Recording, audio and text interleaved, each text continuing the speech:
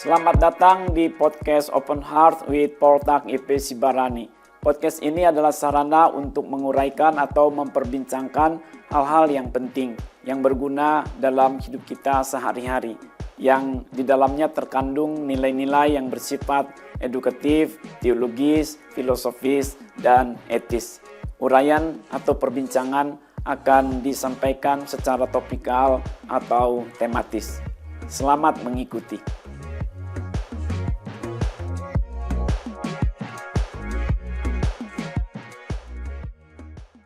Topik yang akan diperbincangkan pada edisi ini adalah peperangan rohani. Peperangan rohani. Untuk memperbincangkannya sudah hadir bersama dengan saya dua kawan. Yang pertama adalah Bapak Iman Kurniadi. Apa kabar Bapak Iman? Baik, Pak. Syukur ya. Lalu Ibu Rohana Suciono. Apa kabar Ibu Rohana? Baik, terima kasih Pak. Syukur juga ya. Terima kasih Bapak Ibu sudah berkenan untuk kembali hadir berbincang dengan saya hari ini. Berbicara seputar peperangan rohani. Memang kata peperangan itu tidak enak ya untuk disebutkan. Tetapi begitulah kenyataannya. Dari jauh-jauh sebelumnya sudah terjadi peperangan. Namun peperangan yang sering dibicarakan itu lebih kepada peperangan jasmani. Peperangan fisikal. Antar orang berseteru, bertengkar, lalu baku hantam, baku bunuh malahan, saling mematikan. Tetapi sebenarnya peperangan yang lebih dahulu muncul adalah peperangan rohani, peperangan spiritual. Inilah yang mengakibatkan malahan peperangan jasmani. Inilah yang membuat betapa pokoknya berbicara seputar peperangan rohani. Betapa seriusnya, betapa sangat mendesaknya juga kita berbicara seputar peperangan rohani ini. Apa yang dimaksud dengan peperangan rohani sesungguhnya, Pak? Peperangan rohani secara umum adalah satu godaan atau gangguan, bahkan serangan dari si jahat atau setan atau iblis atau roh-roh jahat terhadap seseorang atau sekelompok orang dengan atau tanpa perantara, dengan atau tanpa media, secara langsung maupun tidak langsung. Itu adalah peperangan rohani. Jadi yang berperang dalam peperangan rohani ini awalnya itu atau asasinya adalah antar roh. Siapakah yang memiliki roh di dunia ini? Ya manusia dan iblis atau setan, juga roh-roh jahat. Inilah kedua pihak ini yang berperang. Seperti apa, bisa tolong digambarkan? Maksudnya roh manusia itu perang dengan roh jahat itu, gambarannya seperti apa, Pak? Ya, roh jahat ini kan roh yang jahat, yang ingin menguasai manusia. Sehingga manusia ini nanti dikendalikan olehnya, mengikuti kemauan dari si jahat. Si jahat mau manusia itu bohong, maka manusia akan dikendalikan untuk berbohong. Si jahat mau manusia itu mencuri, maka akan dikendalikan untuk mencuri. Si jahat mau manusia itu bunuh diri, maka akan dikendalikan untuk bunuh diri.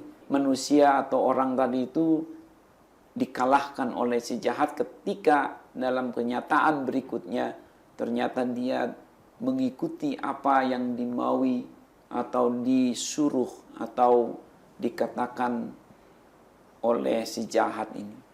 Itulah peperangan rohani. Apakah gangguan dari luar, godaan dari luar, itu juga bisa disebut peperangan rohani? Ya, bisa ya, bisa tidak. Pada umumnya bisa. Dengan catatan, siapa nih biang keroknya, siapa mastermind-nya, siapa nih yang sebenarnya sosok yang memikirkan awalnya, itu provokasinya awalnya datang dari siapa.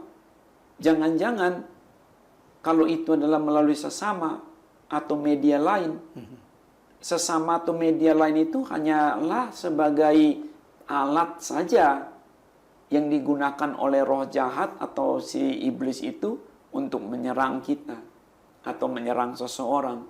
Karena kan tadi di awal sudah disebutkan bahwa pengertian umum dari yang namanya peperangan rohani itu adalah berupa godaan atau gangguan atau serangan dari si jahat kepada seseorang secara rohani ya, dengan atau tanpa media perantara, langsung atau tidak langsung.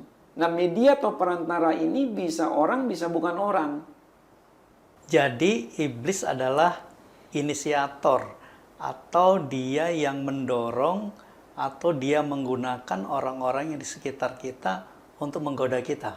Benar, karena pada dasarnya manusia itu kan tidak mau saling mengganggu. Jadi kalau akhirnya manusia mengganggu sesamanya, ini ada faktor lain. Kalau bukan karena godaan, gangguan, dan serangan dari iblis, setan, roh-roh jahat itu, tidak akan kita akan mau mengganggu sesama kita. Mungkin saja ada keinginan marah, kesal, mengingini, tetapi itu menurut surat Yakobus pasal 1 ayat 13 sampai 15 ada pembuahan dari si jahat. Sehingga terjadilah praktek kejahatan itu. Oke. Berarti semuanya ini memang berasal dari si iblis ya Pak? Semua yang baik berasal dari Tuhan. Semua yang jahat berasal dari setan. Oke. Sebagai biang keroknya ya. Iya, iya. Bapak tadi sudah tepat juga mengatakan inisiatornya, provokatornya, mastermind-nya. Manusia itu tidak akan berbuat jahat terhadap sesamanya kalau saja dia sebelumnya memenangkan dulu peperangan dengan penggodanya. Jadi inilah bahaya dari peperangan rohani itu. Sebenarnya ini jadi siklus, Pak. Siapa dulu yang digoda oleh siapa, ketika dia tidak menang atas godaan pertama, maka dia akan juga menggoda yang lain, merusak yang lain, mengganggu yang lain, dan seterusnya. Tapi sebenarnya ini titik awalnya adalah dari satu penggoda utama itu. Oke. Kalau begitu, apa logika dasar dari peperangan rohani ini, Pak? Ya, logika dasar dari peperangan rohani ini sebenarnya ada beberapa. Cukup banyak lah. Mula-mula adalah adanya kuasa jahat atau iblis atau setan, roh-roh jahat. Dengan adanya kuasa jahat ini, si iblis, si setan, roh-roh jahat ini, itu yang menjadi pemicu utama toh tadi. Maka kalau orang tidak percaya ada setan atau iblis di dunia, ya dia tidak akan percaya juga adanya peperangan rohani. Karena ada kuasa si jahat ini, maka dimungkinkanlah adanya peperangan rohani itu. Berikutnya, adanya sifat dasar dalam manusia, kemampuan untuk berbuat yang tidak baik, berbuat yang tidak benar. Kalau tidak ada kemampuan dalam diri manusia untuk berbuat jahat, maka juga tidak akan ada peperangan rohani. Lalu di dunia ini antar manusia kan suka tuh namanya berlomba, bahkan bertanding. Sayangnya perlombaan pertandingan ini terlalu memicu adrenalin, terlalu memicu juga emosi dari manusia, sehingga yang awalnya baik-baik, kalem-kalem, perlombaan menyenangkan, akhirnya terlalu sengit nih. akhirnya jadi ingin serba menang, akhirnya ingin menghalalkan segala cara. Disinilah kuasa si jahat tadi nimbrung lagi. Belum lagi kalau dalam situasi sulit, paceklik, bahan makanan pokok sedikit, lalu banyak orang memerlukannya. Aduh cepat. Akhirnya apa? Sikut sana, sikut sini.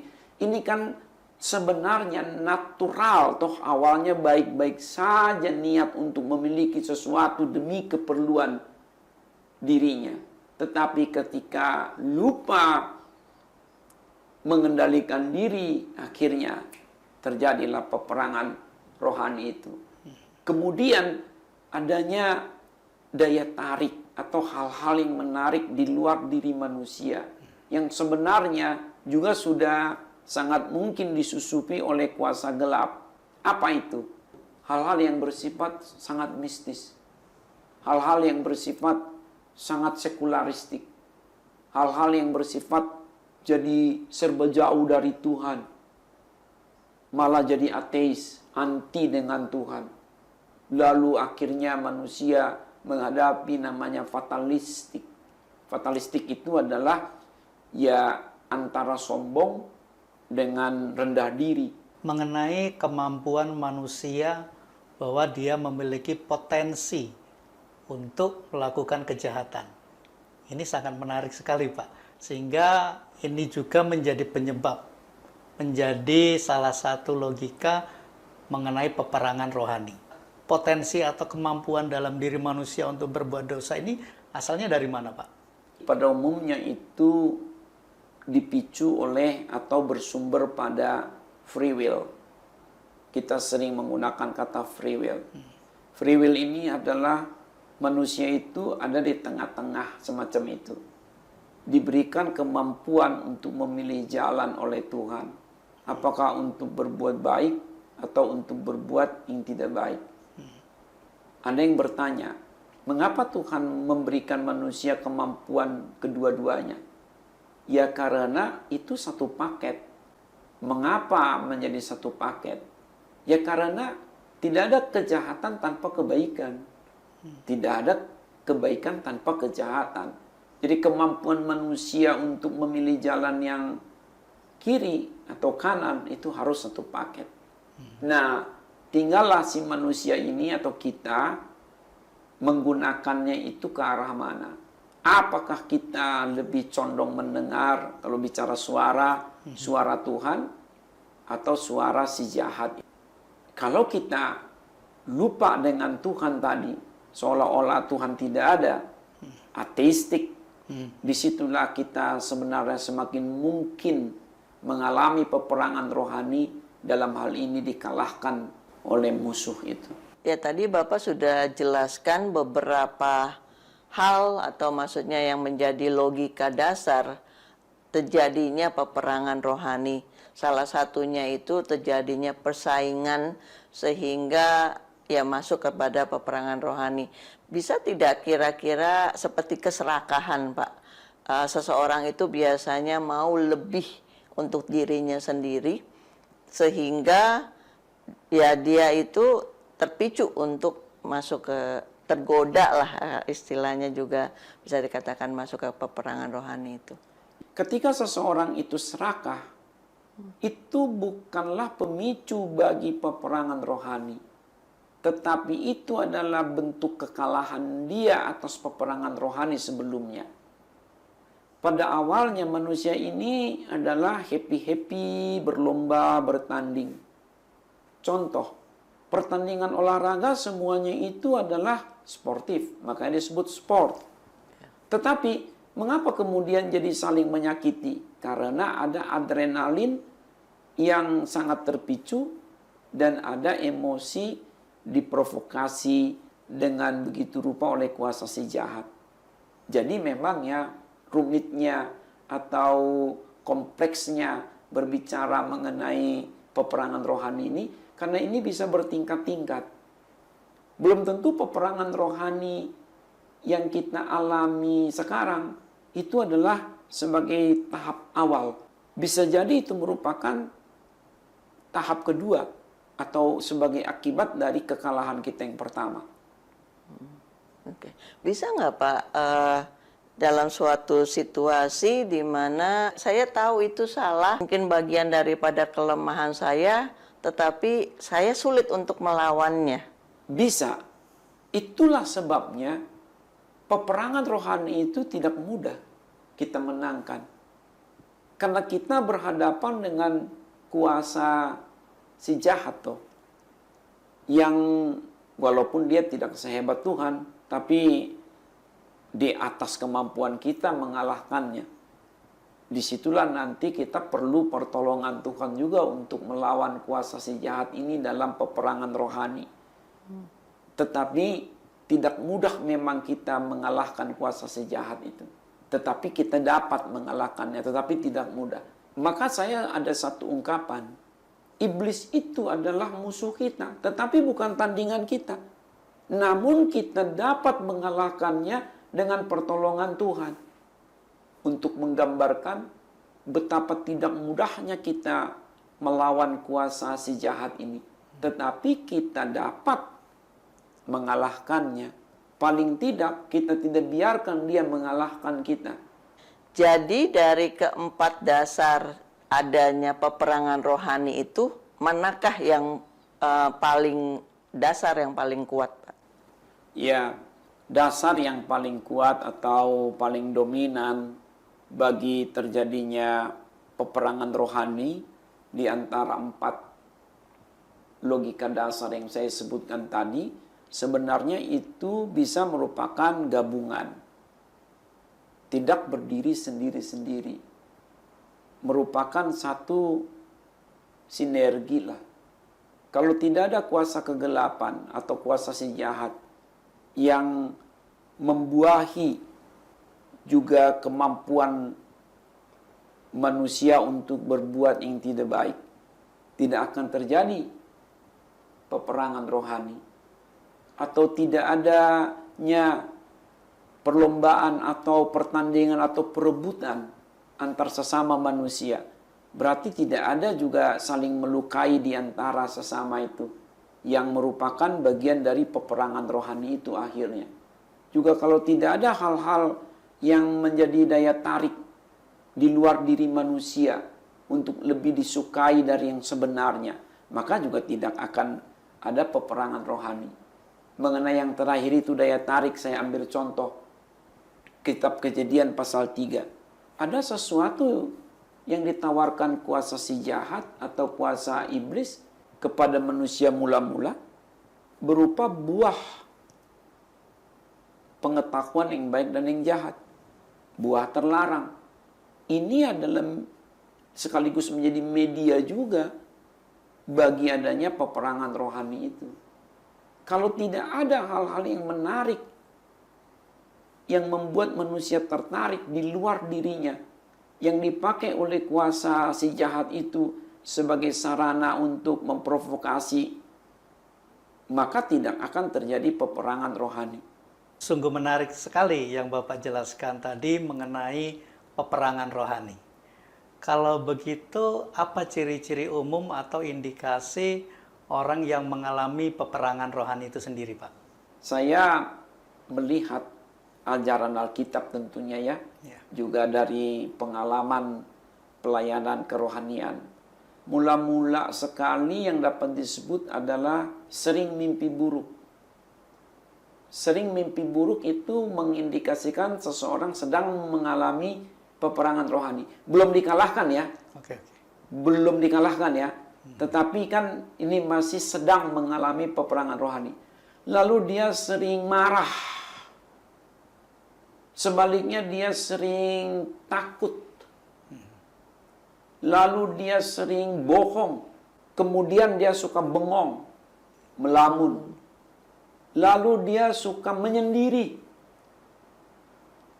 Suka juga mengingat-ingat orang yang meninggal. Dan dia tidak suka lagi beribadah. Tadinya suka beribadah, kemudian dia tidak suka lagi beribadah. Itu sedang peperangan rohani bahkan ada niat untuk bunuh diri. Itu adalah beberapa ciri ya, Ya. yang mengindikasikan seseorang itu sedang mengalami peperangan rohani. Belum dikalahkan ya, Ya. belum kalah dalam peperangan, tetapi dia sedang mengalami peperangan rohani itu. Pak Otak, dengan tadi penjelasan mengenai ciri-ciri atau indikasi seseorang itu sedang mengalami peperangan rohani, saya juga melihat ada beberapa ciri dari yang tadi itu. Bisa dikatakan seseorang itu memiliki gangguan psikologis. Jadi maksudnya bagaimana kita bisa membedakan antara seseorang itu memang sedang mengalami peperangan rohani atau memang secara kejiwaannya dia itu terganggu. Ya, menarik ya. Tentu ada perbedaan antara gangguan psikologis saja atau ansih semata gangguan psikologis dengan peperangan rohani. Memang bisa juga di dalam peperangan rohani itu terkait dengan gangguan psikologis. Ketika seseorang mengalami gangguan psikologis, iblis itu langsung dia menempel. Mengarahkan gangguan psikologis ini ke arah spiritual, ke arah rohania. Sehingga dia bukan lagi sekedar kejiwaan, tetapi rohnya juga terlibat di situ. Masuk dia. Ciri lain, gangguan psikologis semata tidak merugikan orang lain. Tidak ada niat untuk merusak yang lain. Dia adalah gangguan psikologis yang entah mengapa ada satu titik dia terganggu gitu, tergoncang gitu. Seperti maaf ya, ada anggota keluarganya meninggal, lalu dia tergoncang. Dia saking sayangnya kepada orang itu, lalu dia tergoncang. Itu adalah gangguan psikologis semata. Itu dapat dialami oleh banyak orang. Kalau hal lain lagi, ada trauma di mana dulu mengalami kecelakaan yang cukup parah, itu sulit dia lupakan. Itu gangguan psikologis. Tidak ada yang dirugikan di situ. Itu bukan peperangan rohani. Tetapi ketika itu terjadi, hal-hal yang psikologis, kejiwaan itu, iblis sekali lagi menempel dia, mendekat. Coba mengarahkan, mendekatkan, memindahkan area psikologis semata ini yang normal-normal saja menjadi peperangan rohani. Contohnya, akibat selanjutnya, kalau itu dapat diarahkan oleh si kuasa kegelapan untuk masuk ke ranah peperangan rohani adalah akan dimunculkan. Ini gara-gara siapa nih? Siapa ini yang mencelakai ini? Lalu dijadi dendam kepada orang itu. Dendam inilah menjadi peperangan rohani. Jadi apakah ada kaitannya antara psikologi, kejiwaan dengan kerohanian? Ada kaitan psikologi dengan kerohanian. Karena pada dasarnya manusia itu satu kesatuan. Ya tubuh, ya jiwa, ya roh. Itu pendekatan namanya trikotomis. Kadang-kadang ada dikotomis jasmani rohani. Jadi manusia itu adalah satu kesatuan. Tidak terpisah begitu saja antara tubuh dengan jiwa dengan roh juga. Merupakan satu kesatuan, ada relasi. Peristiwa-peristiwa psikologis yang mengganggu kejiwaan manusia secara alamiah itu tidak lantas berkaitan dengan peperangan rohani tadi. Itu perkara yang berbeda. Namun sekali lagi, ketika terjadi peristiwa-peristiwa yang dapat membuat manusia itu terganggu kejiwaannya, dengan catatan gangguan kejiwaan ini ada tingkatannya ya. Saya bukan psikolog, bukan psikiater apalagi. Tapi ingat saja, dari literatur ada namanya psikometrik. Menakar, mengukur tingkat kualitas gangguan kejiwaan manusia. Yang paling fatal itu katakanlah kegilaan. tidak lantas peristiwa-peristiwa yang mengakibatkan gangguan psikologis semata itu berkaitan dengan peperangan rohani. Tetapi ketika terjadi peristiwa-peristiwa psikologis tadi, disitulah langsung kuasa kegelapan datang menempel. Saya harus mengulang itu karena memang begitulah cikal bakal terjadinya peperangan rohani jika dikaitkan dengan perkara-perkara atau peristiwa-peristiwa psikologis. Ke arah mana ini nanti? Itu sebabnya, belum apa-apa saya mau garis bawahi juga.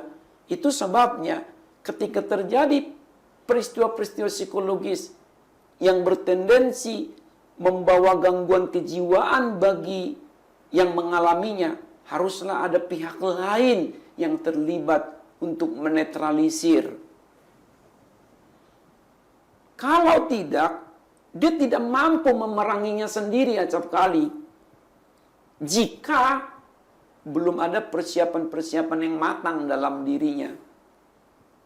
Tapi kalau dia juga sudah ada persiapan-persiapan yang matang dalam dirinya, katakanlah, maaf ya, sebelum terjadi kecelakaan, dia sudah diajarkan firman, diajarkan pikul salib, diajarkan perkara-perkara yang sulit dapat terjadi dengan banyak faktor, dan dia sudah lebih memahami akan hal itu. Terjadilah kecelakaan. Maaf ya, kalau saya ambil contoh ini kan tadi berkaitan dengan dapat mengakibatkan gangguan kejiwaan sebagai peristiwa psikologis semata. Jika dia sudah kuat dulu secara spiritual di dalamnya, maka dia akan lebih mampu menghadapi peristiwa kecelakaan itu. Dia goncangannya lebih sedikit, membuat dia lebih tenang menghadapinya. Tetapi kalau dia tidak ada modal spiritual yang kuat dalam dirinya, tiba-tiba mengalami peristiwa-peristiwa psikologis yang naas tadi, dan orang lain tidak terlibat untuk membantu menetralisir, mendekati, mengencourage dia lebih mungkin akan kalah terhadap godaan ataupun gangguan ataupun serangan dari kuasa gelap untuk meracuni dia dengan kuasa gelap itu. Berarti terjadilah nanti peperangan rohani sekaligus pengalahan rohani bagi orang itu. Kalau kita lihat kan tidak selalu, maksudnya bahkan kita hampir tidak pernah lah secara intentional berelasi dengan roh-roh di luar daripada kita. Tetapi bagaimana sampai terjadinya peperangan rohani, maksudnya konflik antara roh manusia itu dengan roh jahat. Tentulah ada tahapan-tahapannya. Bayangkanlah manusia itu ada dalam satu ruangan sebagai entitas, didatangi oleh kuasa gelap dari jauh. Dan manusia ini sebenarnya dilindungi oleh pintu-pintu atau lapisan-lapisan. Pintu lapisan luar dan ada pintu lapisan dalam. Seperti layaknya sepasang air conditioning. Seperti sepasang AC. Jadi kemarin itu AC di ruangan saya itu rusak. AC di ruangan saya itu tidak berfungsi dengan baik. Panggillah ini Bapak tukang AC, tukang servisnya. Saya pikir dia lihatlah langsung ke ruangan saya dulu, di dalam ruangan itu. Tapi beliau berkata apa? Tidak Pak, saya mau periksa bagian luar dulu. Itulah yang disebut outdoor. Yang di dalam ruangan saya itu namanya indoor. Begitu istilahnya. Saya baru sadar, iya ya, AC ini yang di dalam tidak berdiri sendiri. Dia ada yang membuang sirkulasi maupun yang mengirimkan energi yang namanya outdoor. Antara outdoor, eksternal, dengan indoor, internal, atau tadi pintu lapisan luar dengan pintu lapisan dalam ini satu kesatuan, satu jaringan. Seperti itulah kita ini dalam peperangan rohani. Periksa jangan hanya bagian dalam saja, tapi periksa juga bagian luar. Periksa jangan hanya bagian luar saja, sebaliknya, tapi periksa juga bagian dalam. Kalau terjadi kerusakan, pasti di antara salah satu, malah jangan-jangan kedua-duanya jaringan itu rusak.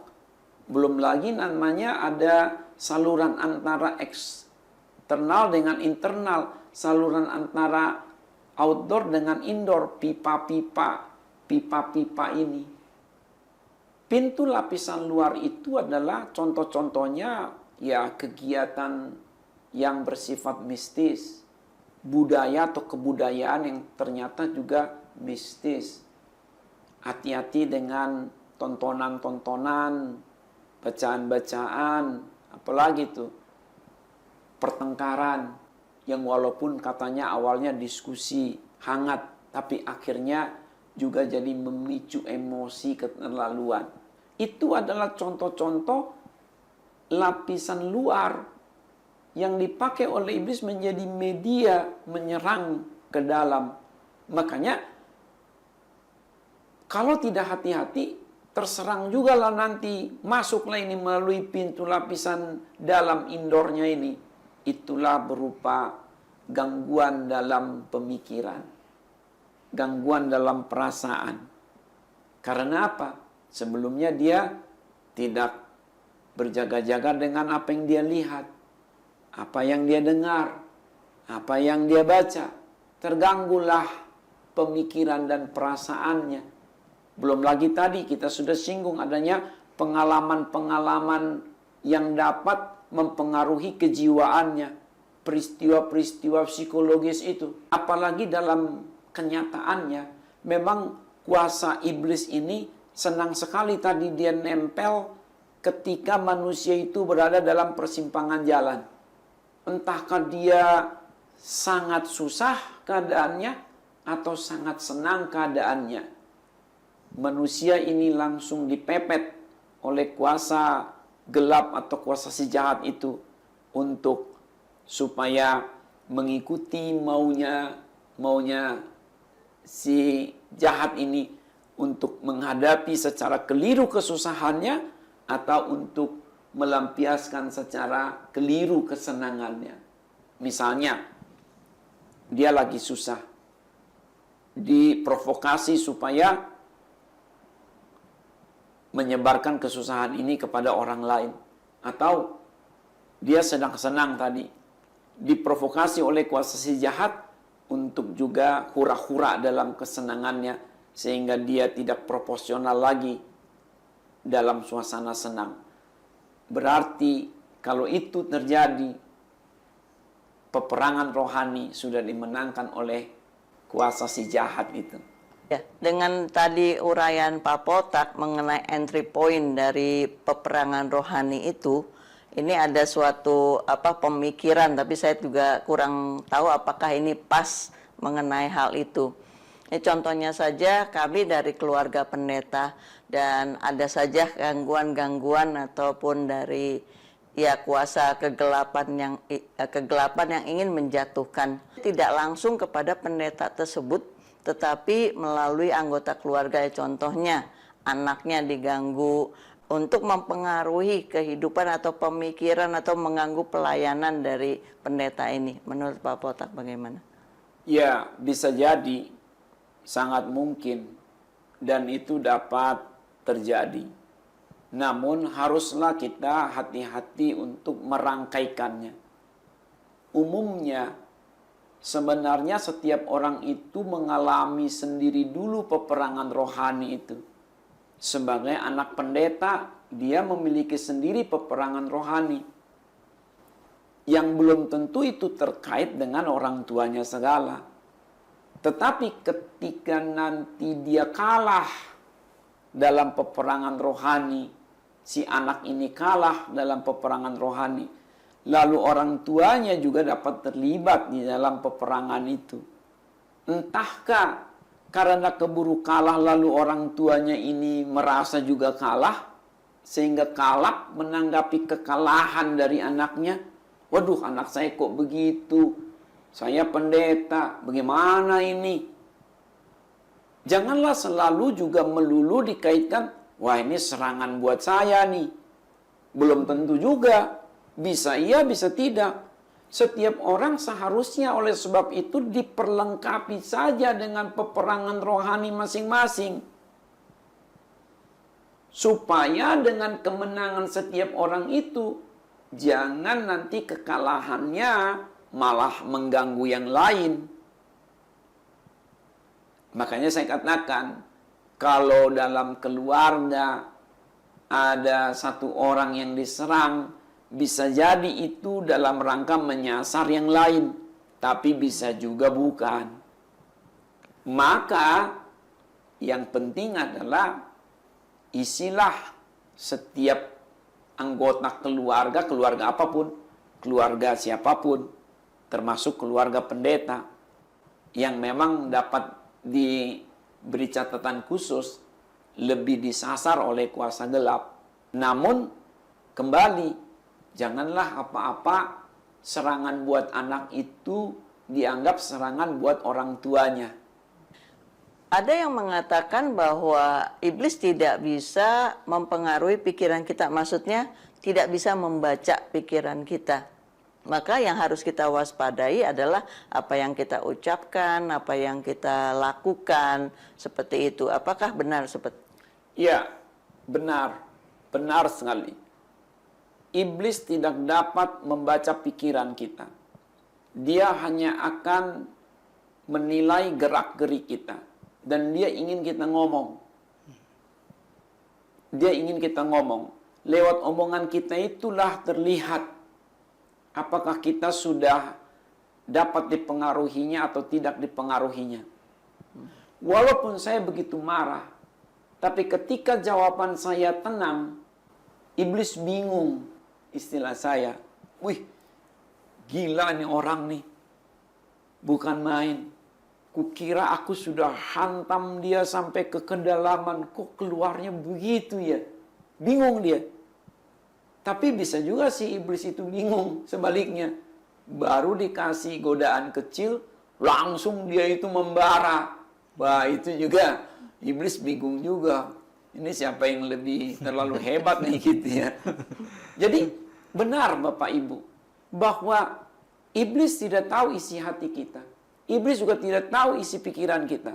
Justru itulah yang ditunggu oleh iblis supaya kita keluarkan. Dengan cara dia provokasi. Perkataan kita atau tindak tanduk kita, itulah yang mencirikan bahkan sebagai wujud daripada menang atau tidaknya kita dalam peperangan rohani itu. Namun hati-hati. Bukankah apa yang kita pikirkan, apa yang kita rasa, itu distimulir oleh apa yang kita lihat, apa yang kita dengar, dan apa yang kita baca. Maka iblis itu sangat peka dia mengenai hal itu. Dia akan tawarkan kepada kita penglihatan-penglihatan yang aduhai. Dia akan tawarkan kepada kita tontonan-tontonan yang aduhai. Dia akan tawarkan kepada kita juga penglihatan-penglihatan yang sebaliknya begitu menyakitkan, begitu membuat hati kita mendidih sehingga kita marah. Dia juga akan memprovokasi kita dengan suara-suara sumbang, fitnahan-fitnahan, ocehan-ocehan orang lain supaya kita marah.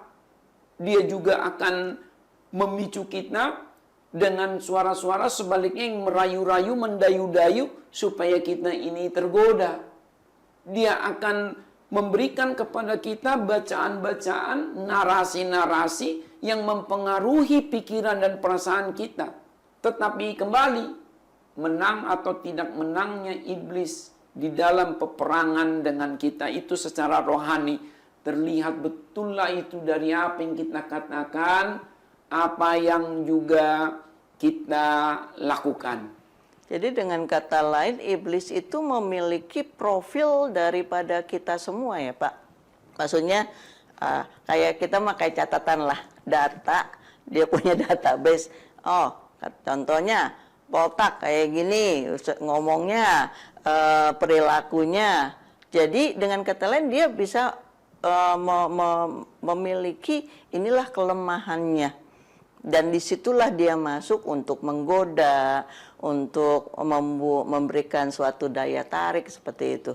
Iya, menarik ya. Apakah iblis itu memiliki catatan lengkap soal kita?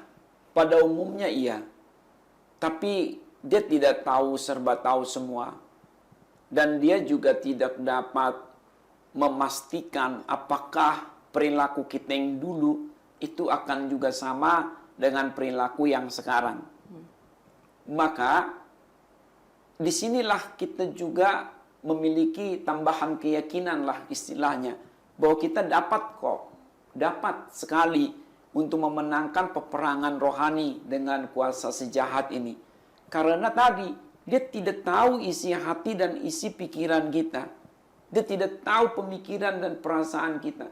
Semua yang di dalam kita dia tidak paham, dia tidak tahu. Tapi betul dia ada catatan-catatan historikal. Dan catatan-catatan historikal ini, jejak kita di masa lalu ini, yang seringkali dipakai olehnya untuk menggoda ulang, untuk mendakwa ulang.